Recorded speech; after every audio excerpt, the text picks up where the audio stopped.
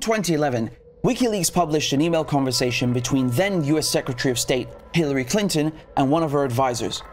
This was during the time of the Arab Spring, and although Libya only experienced limited uprisings, in public, the United States and France, under Barack Obama and Nicolas Sarkozy, said they sought to bomb Libya in order to bring about democratic change in the country. If Gaddafi does not comply with the resolution, the international community will impose consequences. However, in the emails, the real reasons behind this NATO-led intervention or NATO-led coup against Colonel Gaddafi were quite different. One of the main objectives we see in the emails is to control and then profit off of Libya's vast oil reserves, the largest in Africa. Other objectives include maintaining French influence in North Africa, increasing Sarkozy's popularity within France, and the French army reasserting itself on the world stage.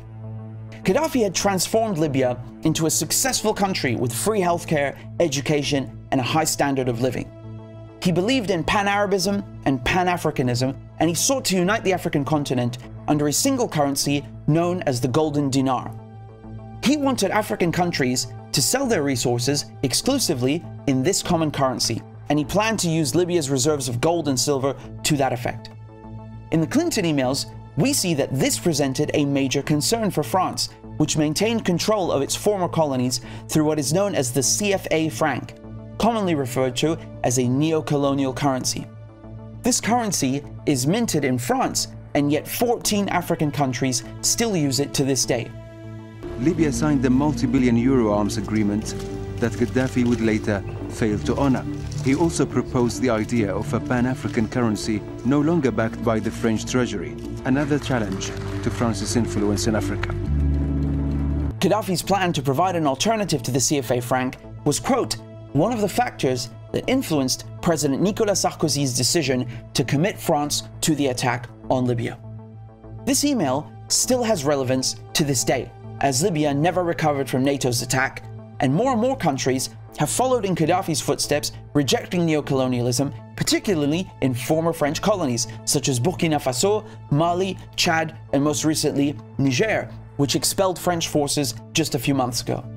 It is abundantly clear that WikiLeaks publications are essential to keeping the public informed.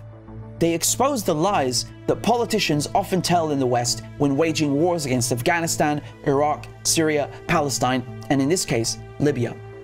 These cables, documents, and emails paint a very different picture from what is reported in legacy media. It was Muammar Gaddafi, Obama said, who was the main reason for war. He was about to launch a massacre of his own people. It was not in our national interest to let that happen. It is precisely because of their effectiveness and veracity that Julian Assange is sitting in prison, and why the United States seeks to extradite him. While Nicolas Sarkozy, Barack Obama, and Hillary Clinton's behavior and involvement in destroying Libya is certainly criminal, Julian Assange's journalism is not.